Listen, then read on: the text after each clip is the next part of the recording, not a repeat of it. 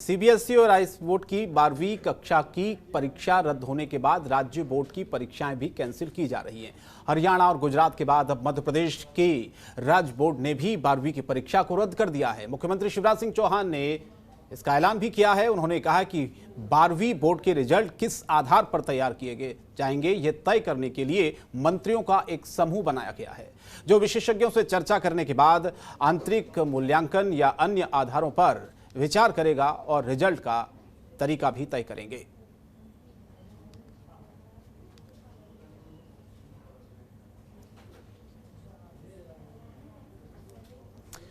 तो ये ट्वीट एक किया है मुख्यमंत्री शिवराज सिंह चौहान ने। उन्होंने लिखा है कि मध्य प्रदेश में 12वीं कक्षा की बोर्ड परीक्षाएं इस वर्ष आयोजित नहीं की जाएंगी।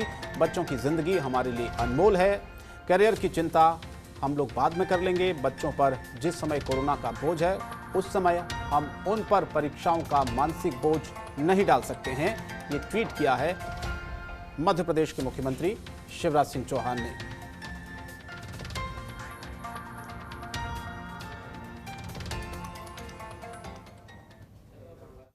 भारतीय जनता पार्टी की जड़ें जमाने वाले, संगठन का विस्तार करने वाले और जीवन भर मध्य प्रदेश में 12वीं बोर्ड की परीक्षाएं इस वर्ष आयोजित नहीं की जाएंगी। बच्चों की जिंदगी हमारे लिए अनमोल है। कैरियर की चिंता हम बाद में कर लेंगे।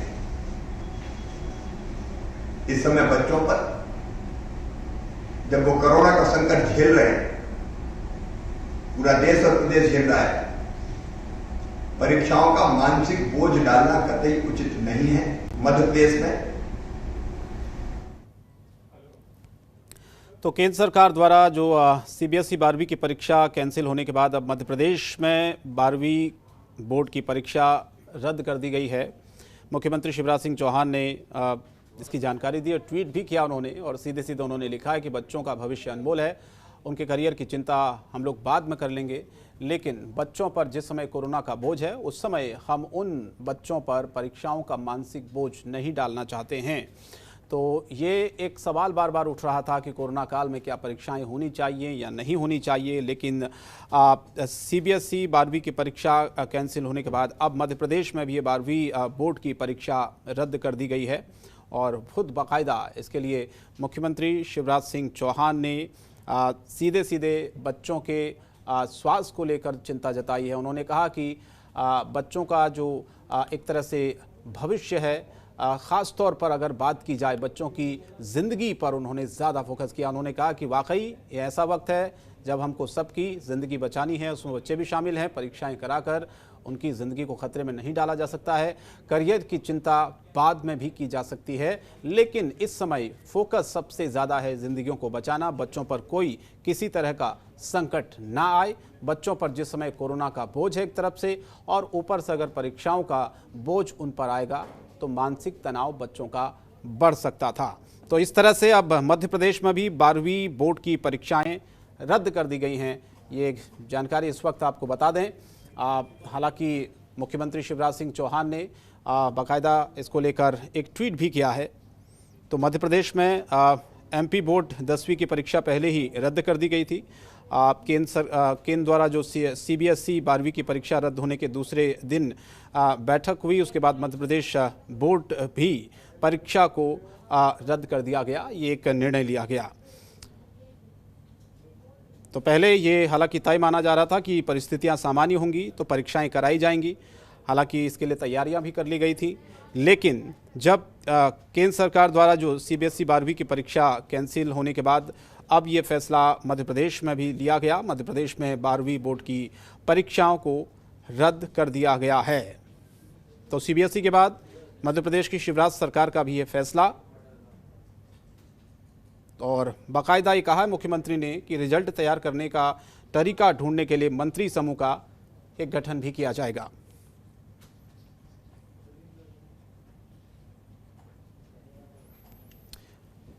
तो एक अपडेट आपको बता दें, मध्य प्रदेश को लेकर इस वक्त जो खबर आ रही है वो ये कि 12वीं बोर्ड की परीक्षाएं रद्द कर दी गई हैं। बाकायदा मुख्यमंत्री ने ये कहा है कि एक रिजल्ट तैयार करने का तरीका ढूंढने के लिए मंत्री समूह का गठन भी होगा। और खुद मुख्यमंत्री शिवराज सिंह चौहान ने ये चिंता जताई है बच्चों को लेकर। उन्होंने कहा कि बच्चों पर परीक्षा का मानसिक बोझ डालना ऐसे वक्त में ठीक नहीं है। और साथ ही मुख्यमंत्री ने भी कहा कि इस समय बहुत ज़रूरी है कि जीवन को बचाना, ना कि परीक्षाएं ज़रूरी हैं। तो नीरज श्रीवास्तव स्टेट हेड हमारे साथ इस वक्त सीधे लाइव जुड़ रहे हैं। नीरज, जो फैसला लिया गया केंद्र सरकार द्वारा सीबीएसई की 12वीं की परीक्षा कैंसिल होने का, मध्य प्रदेश में भी 12वीं की जो परीक्षाएं हैं वो अब रद्द कर दी गई हैं। खुद बाकायदा मुख्यमंत्री शिवराज सिंह चौहान ने इस बात को लेकर चिंता जताई है कि ये ऐसा वक्त है जब हमें बच्चों के करियर की नहीं, उनके स्वास्थ्य को लेकर ज्यादा चिंता करने की जरूरत है, इसीलिए फैसला सही है। जी बिल्कुल, देखिए शंकर, जिस तरह से तीसरी लहर जो है बच्चों के लिए बताई गई है कि बच्चों के लिए काफी खतरनाक है, जो तीसरी आने वाली जो लहर है, उसको लेकर केंद्र सरकार ने पहले सीबीएसई की परीक्षाएं रद्द की, 12वीं की सीबीएसई की परीक्षाएं रद्द की। उसके बाद आज तत्काल मुख्यमंत्री शिवराज सिंह चौहान ने भी निर्णय लिया और 12वीं की मध्य प्रदेश बोर्ड की जो परीक्षाएं उनको रद्द कर दिया गया है। हालांकि मुख्यमंत्री शिवराज सिंह चौहान का साफ तौर से कहना है कि भविष्य के साथ साथ जान बचाना भी जरूरी है और स्वास्थ्य का ख्याल रखना भी जरूरी है। हालांकि बच्चों के भविष्य के सवाल पर वो जरूर चिंतित नजर आ रहे हैं, लेकिन फिलहाल परीक्षाएं जो है रद्द कर दी गई है। आपको यहाँ मैं बताना चाहूंगा कि इससे पहले कई विकल्प दिए गए थे, जिन विकल्पों को चुनना था जिसमें कि जो महत्वपूर्ण विषय हैं उनकी परीक्षाएं ली जाएं, या फिर आधा घंटे करके सभी विषयों की परीक्षा ली जाए, या फिर परीक्षाएं रद्द कर जनरल प्रमोशन दे दी जाए। तो पहले मध्य प्रदेश सरकार कहीं ना कहीं पहले विकल्प की ओर जाना चाह रही थी, जिस तरह से कि जो परीक्षा है वो महत्वपूर्ण विषयों की ली जाए। लेकिन जब केंद्र सरकार ने जब सीबीएसई की 12वीं की परीक्षा रद्द कर दी, तो आज मुख्यमंत्री शिवराज सिंह चौहान ने भी ये निर्णय लेते हुए परीक्षा रद्द कर दी है। हालांकि अब ये तय करना है कि आर्थिक मूल्यांकन के आंतरिक जो मूल्यांकन है उसके आधार पर प्रमोशन दिया जाएगा, जनरल प्रमोशन दिया जाएगा। इसके लिए भी टीम जो है गठित कर दी गई है। इसका जो टीम है वो पूरा सर्वे करके जानकारी देगी। उस टीम में जो मंत्री यशोधरा राजे सिंधिया है, शिक्षा मंत्री हैं और उच्च शिक्षा मंत्री मोहन यादव भी हैं। तो इस तरह से कैलाश विश्वास सारंग भी उस टीम में रखे गए हैं। तो हालांकि इस तरह से 5 मंत्रियों की जो कमेटी बनाई है, अब वो तय करेगी पूरी जानकारी जुटा करके कि क्या बेहतर रहेगा, आंतरिक मूल्यांकन के आधार पर नंबर देना बेहतर रहेगा या फिर जनरल प्रमोशन बेहतर रहेगा। तो फिलहाल अभी परीक्षाएं रद्द कर दी गई हैं। कोरोना का संकट चल रहा है, बच्चों पर खतरनाक बताया गया।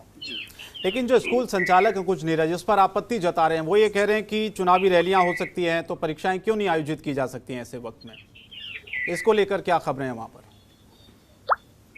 जी बिल्कुल, देखिए शंकर, काफी टाइम से जो स्कूल है वो बंद पड़े हुए हैं। कहीं ना कहीं फीस को लेकर भी आए दिन पालक उधम करते हैं। ऑफिस में उनके स्कूलों में जाके जो पालक है उनके द्वारा कई बार धरने प्रदर्शन भी दिए गए हैं कि फीस हम नहीं भरेंगे, जब बच्चे स्कूल नहीं गए तो फीस किस बात की ली जाए। तो काफी सारी समस्याएं स्कूल संचालकों के साथ भी हैं, जिस तरह से उनको बसों का मेंटेनेंस निकालना है, बसें नहीं चलेंगी, बसें उनकी खड़ी हुई हैं, स्कूल जो बसेज हैं। उसके अलावा टीचर्स को उनको सैलरी देनी ही पड़ रही है। तो कहीं ना कहीं ये समस्याएं भी जो स्कूल संचालक है उनके सामने आ रही है और उन्होंने इस पर आपत्ति भी दर्ज कराई है। उनका साफ तौर से कहना है कि जब निर्वाचन आयोग चुनाव करवा सकता है, राजनीतिक दल चुनावी रैलियां करवा सकते हैं, तो फिर बच्चों की परीक्षाएं क्यों नहीं की जा सकती। तो कहीं ना कहीं स्कूल संचालक और सरकार के बीच में इस चीज को लेकर जरूर विरोधाभास बना हुआ है। अब सरकार क्या करती है, उन लोगों को कैसे संतुष्ट करती है, ये आगे देखने वाली बात होगी। चलिए नीरज, बिल्कुल ये आगे आप बने रहिएगा नीरज, आगे और खबरों पर आपसे अपडेट लेंगे। तो फिलहाल ये जानकारी नीरज हमें दे रहे थे। हालांकि विरोधाभास जरूर है स्कूल संचालकों और सरकार के बीच में। कुछ स्कूल संचालक इस बात को कह रहे हैं कि चुनावी रैलियां हो सकती हैं, तो परीक्षाएं क्यों टाली गई, परीक्षाएं क्यों नहीं हो सकती हैं। आगे बढ़ते हैं, एक और बड़ी खबर आपको बताते हैं। तो मध्य प्रदेश में जूनियर डॉक्टर्स की हड़ताल तीसरे दिन भी जारी है। इंदौर के महाराजा यशवंतराव होलकर अस्पताल में डॉक्टर्स ने कोविड मरीजों का इलाज भी बंद कर दिया। आप देखिए, हड़ताल के पहले दिन जूनियर डॉक्टर कोविड मरीजों के इलाज में जुटे थे, लेकिन अब उन्होंने भी ये इलाज बंद कर दिया है कोविड मरीजों का। इससे आप देखिए, व्यवस्थाएं अब चरमराने का खतरा बढ़ गया है। हालांकि प्रशासन एक विकल्प के रूप में इस वक्त जो स्थिति प्रदेश में बनी हुई है, आयुष विभाग के डॉक्टर्स और अन्य विभागों जैसे स्वास्थ्य केंद्रों में डॉक्टर्स और स्टाफ को कोविड और ब्लैक फंगस के मरीजों के लिए लगाए जाने की बात जरूर कर रहा है, लेकिन ये कितना संभव हो पाएगा। नीरज लगातार हमारे साथ बने हुए। नीरज, ये हम देख रहे हैं कि हड़ताल जो है वो खत्म नहीं हो रही है, जूनियर डॉक्टर्स बिल्कुल अड़े हुए हैं। अब तो जो कोविड काल में जो व्यवस्थाएं, कोविड वार्ड में जो अपनी सेवाएं देते थे वो भी उन्होंने बंद कर दी है देना। अभी क्या स्थिति है अस्पतालों की? वहां पर कोई बात बन पाई है सरकार और जूनियर डॉक्टरों के बीच में? जो उन्होंने मांगे रखी उस पर कोई सुनवाई हुई है? कोई बातचीत के लिए आगे आया है कि यथास्थिति अभी जैसी की तैसी बनी है वहां? जी बिल्कुल शंकर, देखिए आज जूनियर डॉक्टर्स की हड़ताल का जिस तरह से तीसरा दिन है, 3 दिन से लगातार हड़ताल पे है। पहले दिन उन्होंने हालांकि छोटी मोटी हड़ताल की थी, लेकिन चेतावनी जरूर दी थी कि कोविड मरीजों का इलाज भी उनके द्वारा बंद कर दिया जाएगा। लेकिन अब कल से उनके द्वारा कोविड मरीजों का इलाज भी बंद कर दिया गया है। लेकिन इस पूरी हड़ताल के दौरान सरकार और जो जूनियर डॉक्टर्स हैं वो बिल्कुल आमने सामने आ गए हैं। इससे पहले भी कई बार जूनियर डॉक्टर्स हड़ताल पर जा चुके हैं, लेकिन आज की जो परिस्थिति है ऐसे में डॉक्टर्स का हड़ताल पे जाना कहीं ना कहीं काफी चिंताजनक है, क्योंकि जो स्थितियां बिगड़ रही हैं, तीसरी लहर का भी संकेत है, साथ में ब्लैक फंगस फैला हुआ है, व्हाइट फंगस फैला हुआ है। तो ऐसे में जो स्थितियां है कहीं गड़बड़ा ना जाए, इसको लेकर भी सरकार चिंता कर रही है। लेकिन सरकार उनकी मांगों को मानने की यदि बात की जाए तो चिकित्सा शिक्षा मंत्री कैलाश सारंग, उनका विश्वास कैलाश सारंग, उनका साफ तौर से कहना है कि इनकी मांगे पहले ही मान ली गई हैं। हालांकि अब उनकी जो फाइल है वो मंत्रालय में पड़ी है और उस पर मोहर लगनी है। जो 24% जो उनका वेतन बढ़ाने की बात है, साथ में हर साल 6% वेतन बढ़ाने की वो बात कर रहे हैं, सुरक्षा देने की बात कर रहे हैं। इस तरह से 6 सूत्रीय मांगे उनकी जो हैं, जिसको लेकर वो हड़ताल पर हैं। लेकिन अब सरकार विकल्प तलाश रही है कि इस तरह से आयुष के जो काम करने वाले डॉक्टर हैं, अन्य मेडिकल कॉलेज के जो डॉक्टर हैं, उनको यहाँ अस्पतालों में लाया जाए और उनसे काम कराया जाए। लेकिन ये इतना आसान नहीं है, क्योंकि आयुष के डॉक्टर की यदि बात की जाए तो आयुष के डॉक्टर्स के पास आयुर्वेदिक की औषध जो डिग्री होती है और आयुर्वेदिक का उनको अनुभव होता है, एलोपैथिक का अनुभव उन डॉक्टरों को कम ही रहता है। तो कहीं ना कहीं अब सरकार और जूनियर डॉक्टर्स आमने सामने हैं और लड़ाई बिल्कुल आमने सामने की हो गई है। जी शंकर। लेकिन नीरज, क्या डॉक्टर्स इस संकट की घड़ी को समझ नहीं रहे हैं? क्या मरीजों की सबसे ज्यादा करीब डॉक्टर रहते हैं, करीब से हालातों को देखते हैं, उसके बावजूद भी अचानक से हड़ताल का फैसला ले लेना, एक तरह से सरकार को, स्वास्थ्य सिस्टम को चुनौती देना ऐसे वक्त में? जी बिल्कुल शंकर, देखिए एक तरह से कहा जाए तो आपदा को अवसर में बदलने वाली बात है। इससे पहले जो संविदा स्वास्थ्य कर्मी थे उनके द्वारा हड़ताल कर दी गई थी, कुछ दिन काली पट्टी बांध के विरोध किया, फिर उसके बाद पूरी तरह से हड़ताल पे जाने का वो मूड बना चुके थे। लेकिन जो जो शिक्षा मंत्री प्रभुराम चौधरी हैं, उनके हस्तक्षेप के बाद उनकी हड़ताल खत्म की गई। अब जैसे ही उनकी हड़ताल खत्म हुई तो अब जूनियर डॉक्टर्स की बात आ गई, तो जूनियर डॉक्टर्स हड़ताल पर चले गए। तो कहीं ना कहीं उनका जो मानना है वो ये मानना है कि इस समय सरकार को हमारी जरूरत है और इस समय यदि हम हड़ताल करते हैं और काम बंद कर देते हैं तो कहीं ना कहीं इसका सीधा प्रभाव सरकार पर पड़ेगा और सरकार उनकी बातें मानने को मजबूर हो जाएगी। हालांकि चिकित्सा शिक्षा मंत्री विश्वास सारंग पहले इसको ब्लैकमेलिंग बता चुके हैं कि इस तरह की ब्लैकमेलिंग नहीं की जाएगी। इस समय जो है लोगों को, जनता की जान से खिलवाड़ नहीं किया जा सकता और इस समय जनता को सबसे ज्यादा जरूरत डॉक्टर्स की है। तो ऐसे में इस तरह की हड़ताल करना कहीं से कहीं तक वाजिब तो नहीं है, लेकिन ये भी कहना अतिशयोक्ति नहीं होगा कि पहले भी कई बार अपनी मांगों को लेकर जूनियर डॉक्टर्स लड़ते रहे, हड़तालें करते रहे, तब भी सरकार ने उनकी बात नहीं सुनी थी। जी संजय, बिल्कुल, आपका बहुत बहुत धन्यवाद नीरज इस तमाम जानकारी के लिए। तो ये हड़ताल खत्म नहीं हो रही है और आर पार की लड़ाई है। सीधे सीधे डॉक्टर से कह रहे हैं कि हमारी मांगों को मानिए, बहुत हो गया है, बार बार हम सरकार से आग्रह करते हैं, लेकिन जब मांगे नहीं मानी गई तो इस कोविड काल में आप देखिए जहां पर सबसे ज्यादा इन डॉक्टरों की आवश्यकता है, ऐसे वक्त में डॉक्टर्स हड़ताल पर चले गए हैं। खबरों के निष्पक्ष विश्लेषण के लिए सब्सक्राइब करें Jantantra TV and press the bell icon. Never miss any update.